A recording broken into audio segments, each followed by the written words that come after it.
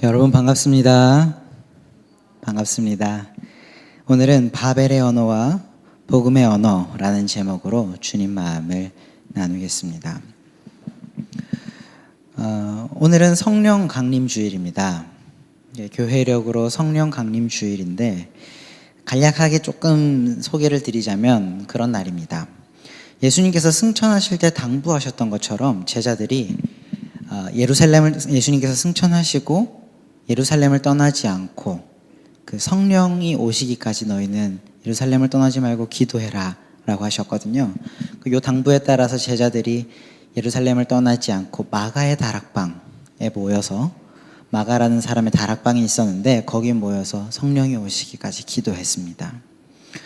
그러던 어느 날 이제 오순절 날이 되었을 때에 하늘로부터 급하고 강한 바람이 불면서 성령께서 강력하게 그 마가의 다락방에 거기 기도하는 사람들 가운데 임재하시는 그 놀라운 초자연적인 사건이 일어났습니다. 근데 이제 그때 그 성령의 임재의 증표로 어떤 현상들이 나타났냐면 우리가 너무 잘 아는 사람들이 방언을 이야기하기 시작했던 겁니다. 어떤 거냐면 자기가 알지 못하는 외국말을 이렇게 하게 됐던 거예요. 이게 방언이죠. 근데 이 사건을 기점으로 해서 예수님의 복음이 언어의 장벽을 넘어서 전 세계로 퍼져나가게 됩니다. 성령 강림 주일은 이 사건을 기념하는 날이기도 하거든요.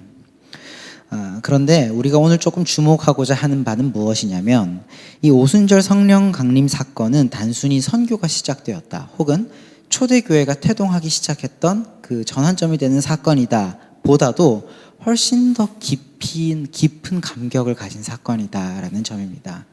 그게 어떤 점에서냐면 하나님께서는 거의 이 인류의 역사가 시작할 무렵부터 시작해서 꾸준히 큰 계획을 하나 가지고 계셨는데 그 계획이 바로 구원에 대한 계획이었죠. 그 구원의 계획이 포문을 여는 날이었다라고 이야기할 수 있습니다. 그 오순절 성령 강림 사건이 말이죠. 오늘은 그 하나님의 오랜 계획이 무엇이었는지에 대해서 조금 나누고 소개하려 합니다. 때는 기록 이전의 역사라고 하죠. 그래서 원역사라고도 하는데 그때의 역사, 바벨탑 사건이 있었던 그 시기까지 거슬러 올라갑니다. 여러분 바벨탑 이야기는 너무 잘 알죠? 요거는 아마 신앙이 없는 분들도 노아의 홍수와 비롯해서 그 바벨탑 사건 정도는 교양으로 거의 다 알고 있는 이야기일 겁니다. 근데 조금만 간략하게 한번 정리를 하자면 이 바벨탑 이야기는 창세기 6장의 노아의 홍수 이후에 사람들이 자신의 능력을 이제 홍수가 다 끝나고 노아의 후손들이 이렇게 다시 번성하기 시작할 무렵이었는데 사람들이 자신의 능력을 과신하고 하나님을 대적하여서 자신들의 힘으로 한번 이 좋은 세상을 한번 살만한 세상을 위대한 세상을 만들어 보겠다라고 시도했던 그 소위 오만한 도전의 역사입니다. 바벨탑 사건은 사람들이 하나님 배제하고 우리의 능력으로 위대한 세상을 한번 만들어 보자라고 했던 그 오만한 도전의 역사입니다. 이 이야기의 시작이 이렇게 시작됩니다. 우리 창세기 11장 1절을 보면 온 땅에 언어가 하나요 말이 하나였더라 라고 합니다. 온 땅에 언어와 말이 하나였다라고 하죠. 제가 오늘 요거 분량을 좀 많이 줄이긴 했는데 요 본문 때문에 좀 오해도 여러 생기고 했었는데 좀 줄여서 한마디로 이야기하자면 이건 그 온 땅, 이게 이제 조금만 부연 설명을 하겠습니다. 약간 흥미로운 부분이기도 해서 여러분 우리가 그 바벨탑 사건을 기점으로 바벨탑 사건 이전에는 전 세계 인류의 언어가 하나였다가 바벨탑 사건을 기점으로 언어가 흩어졌다. 우리가 그렇게 알고 있잖아요. 그런데 이제 그게 바벨탑 사건이 11장에 등장하는데 창세기 10장에 보면 노아의 자녀들, 노아의 그 족보에 대해서 쭉 이야기 나오는데 이미 이때 각기 다른 언어와 종족과 지역과 나라에 따라서 각각 머물러 지냈더라라고 하는 기록들이 있거든요. 이렇게 바꿔 말하면 바벨탑 사건이 있기 전에 이미 언어가 흩어져 있는 세상이었습니다. 그러니까 이 바벨탑 사건 때문에 이렇게 언어가 흩어졌다. 물론 언어가 흩어진 게 이제 소통이 갈라졌다는 점에서 이게 부정적인 의미로 묘사된 건 맞지만 이 사건이 계기였다라고는 볼 수 없습니다. 그래서 이 1장 1절을 우리가 좀 다시 읽어봐야 되는데, 이 온 땅이라고 하는 말이 세계 전체라는 의미로 쓰일 때도 있지만 사실 어떤 지역 전체를 지칭할 수도 있는 말이거든요. 그래서 요 1장 1절 같은 경우는 그 해당 지역, 요 신할 평지, 2절에 보면 신할 평지를 중심으로 이 이야기가 이루어지는데, 이 신할 평지를 중심으로 한 메소포타미아 지역 전체 지역에 언어와 말이 하나였다라고 우리가 이해를 할 수 있습니다. 이 언어와 말이 하나였다는 것도 우리가 사용하는 언어 체계가 하나였다라기보다는 다른 말 하는 사람이 없었다. 그러니까 하나의 사상과 뜻으로 일치를 이룬 사회였다라고, 그렇게 지금 바벨탑 이야기는 그 인근 지역의 시대 문화를 소개를 하고 있는 겁니다. 한마디로 말하면 언어와 말이 하나였다는 건 다른 사고방식이나 다른 말을 하는, 소위 딴 사람을 하는 말이 없이 신할 평지 사람들은 대단히 일사불란한 단합력을 가지고 무언가를 시도하고 도전하던 사람들이었다라고 이야기를 할 수 있습니다. 근데 이제 최근 우리 한국 사회 속에서 이렇게 좀 비추어 보니 워낙 많이 분열돼 있지 않습니까? 그러다 보니 한마음 한뜻으로 사람들이 무언가를 했다라고 하니 이게 좀 좋아 보이게 느껴질 수도 있는데, 문제는 어떤 말에서 일치를 이루었느냐 이겠죠. 그게 문제입니다. 이 신할 평지 사람들, 이 메소포타미아 지역 사람들이 그때 당시 한 마음으로 한 뜻으로 뭉쳤던 그 하나의 생각, 일치를 이룬 지점은 이거였습니다. 4절인데요. 우리가 탑을 건설하여 하늘에 닿게 만들고 온 지면에서 흩어짐을 면하자. 우리가 탑을 건설해서 하늘에 닿게 만들고 온 지면에서 흩어짐을 면하자라고 했던 이 슬로건입니다. 이걸 가지고 사람들이 일치를 이루고 일사불란하게 무언가 딱 단합해서 뭔가 도전하고 시도했던 흔적들인 거죠. 이 말에, 이 슬로건에 어떤 의미가 담겨 있을까요? 근데 여러분, 이 말이 부정적으로 들리십니까? 긍정적으로 들리십니까? 그 의미를 조금 보면은 먼저 이 탑을 하늘에 닿게 하자는 말을 우리가 좀 살펴보겠습니다.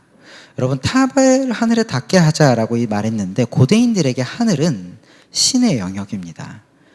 그러니까 지금은 우리가 비행기 타고 날아다니기도 하고 그러지만, 또 우주 로켓 쏴서 하늘로 가겠다, 이주하겠다 이런 이야기들도 하긴 하지만, 고대인들에게 하늘은 하나님의 영역이었습니다. 그러니까 이 고대인들의 입장에서 우리가 만든 건축물로 하늘에 닿겠다는 건, 자신들을 하나님과 같은 능력 있는 존재로 생각했다라는 걸 우리가 읽어낼 수 있습니다. 오만한 거죠. 그리고 또 온 지면에 흩어짐을 면하자라는 말도 우리가 한번 생각해 봐야 됩니다. 이거 그냥 단순히 흩어지지 말자라는 시도보다 더 깊은 의미가 있는데, 이 말 속에는 하나님께서 하나님의 심판이었던 대홍수와 같은 그런 재앙을 우리가 인간의 힘으로 한번 극복해보자라고 하는 굉장히 당돌한 도전의식도 녹아 있습니다.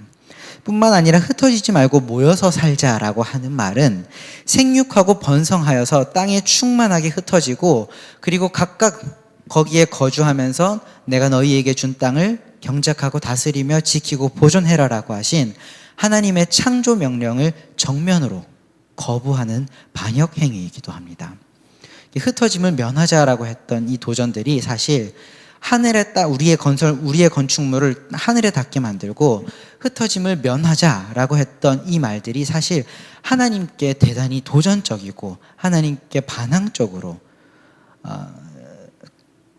그 뜻을 품었던 이야기들이다라고 이야기할 수 있는 거죠.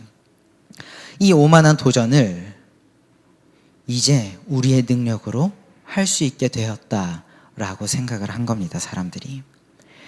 말하자면 그들은, 이 짧은 이야기 속에서 우리가 읽어낼 수 있는 것들은 뭐냐면, 이 바벨탑 당시의 사람들은 하나님 없이도 우리의 세상을 이상적이게 건설할 수 있다라는 이 오만한 말과 언어로 하나가 되어 있었다라는 겁니다.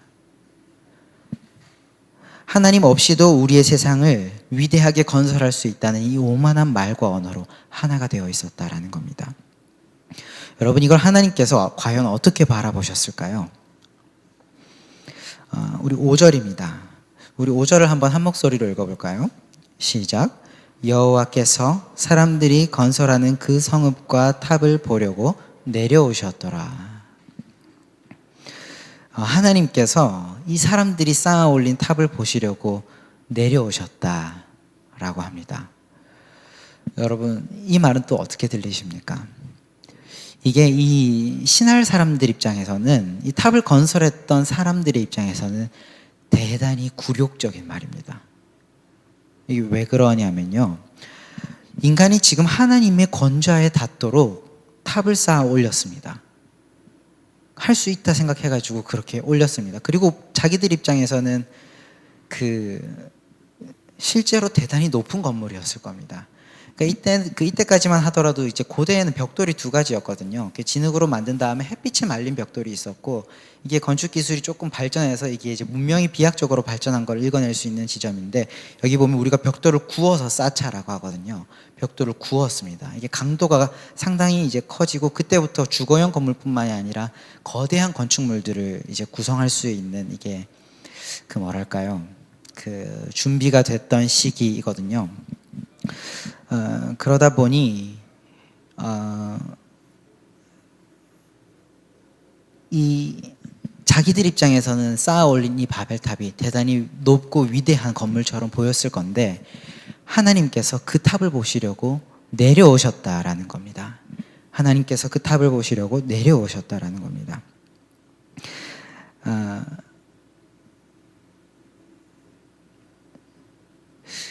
이건 이제 죄송합니다. 제가 잠깐 집중이 조금 흐트러져 가지고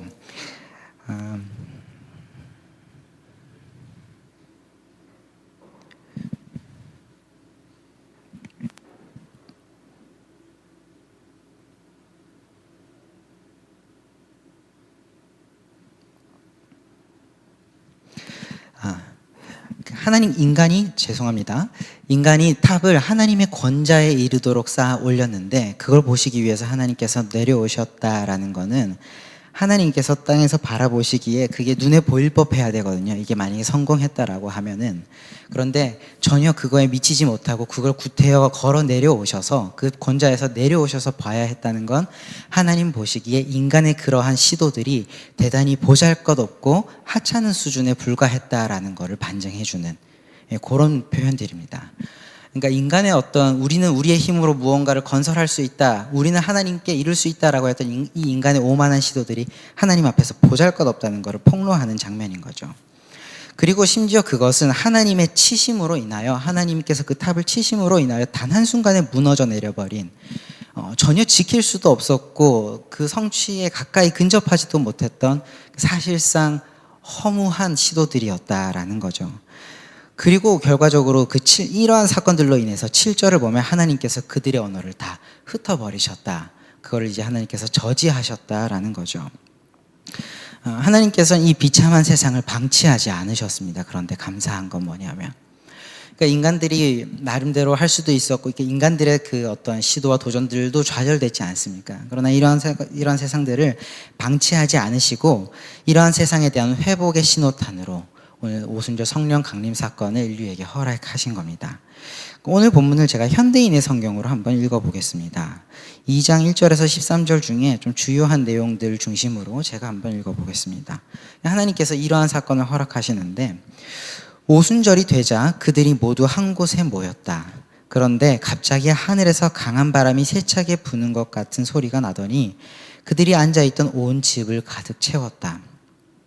그러자 그들은 모두 성령이 충만하여 성령께서 주시는 능력으로 그들도 알지 못하는 외국어로 말하기 시작하였다. 그때 예루살렘에서는 세계 여러 나라에서 온 경건한 유대인들이 많이 머물고 있었다. 그들은 모두 놀라서 이상히 여기면서 이렇게 말했다. 그들이 하는 말이 우리가 각자 태어난 나라의 말로 들리니 도대체 이게 어떻게 된 일인가? 우리가 다 하나님의 놀라운 일을 각자 우리의 말로 듣고 있지 않은가라고 이야기를 했습니다.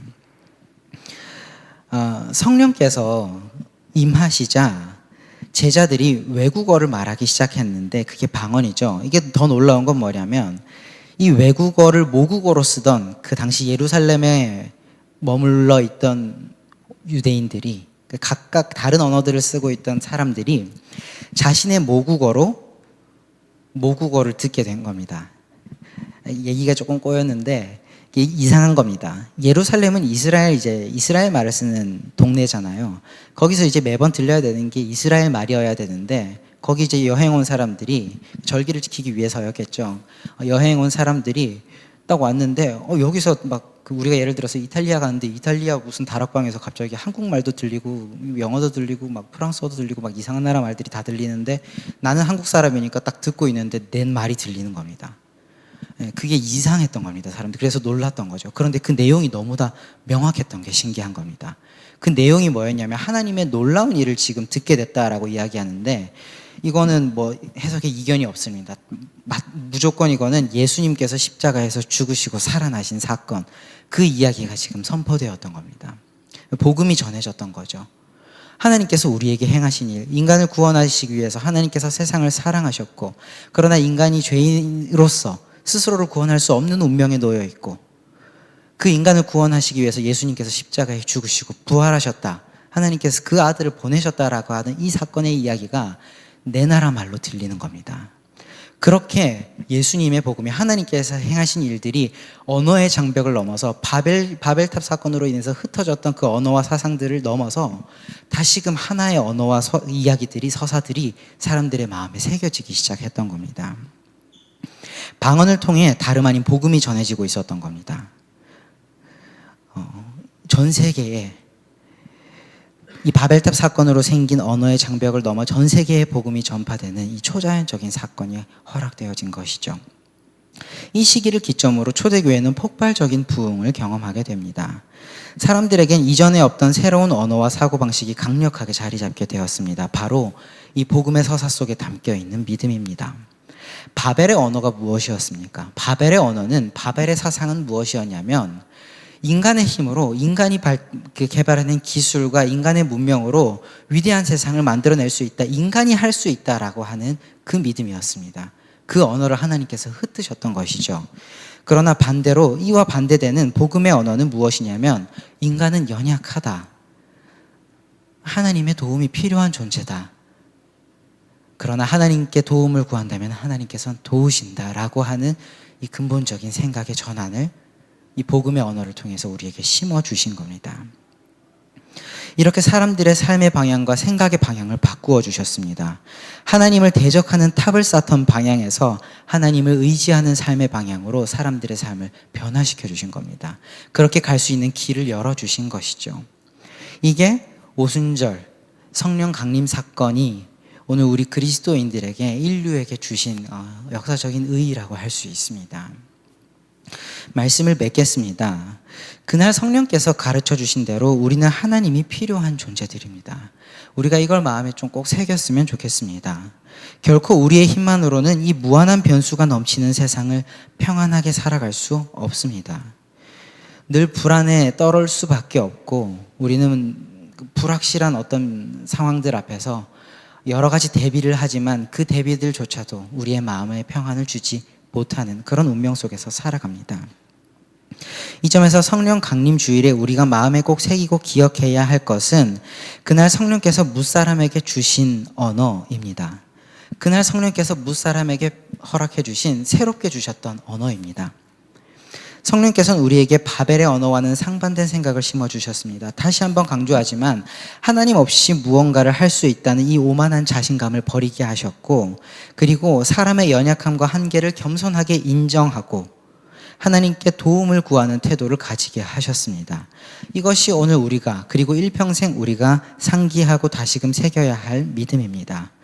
이번 한 주 성령께서 우리 인류에게 주신 이 귀한 믿음을 좀 마음에 새기며 다시금 하나님 앞에서 살아가는 삶을 회복하는 시간이 우리 청년들의 삶 가운데 찾아오기를 간절히 기원합니다. 기도하겠습니다.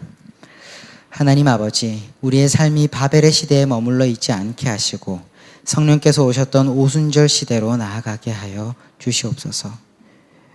우리의 눈이 우리가 이룩한 문명과 기술이 위대해 보이는 것처럼 바라보게 되는 것은 사실입니다만, 그러나 우리가 이것으로 인하여 오만한 마음을 가지지 않게 하시고 하나님의 자리에 도전하려는 어리석은 일이 없게 하여 주옵소서.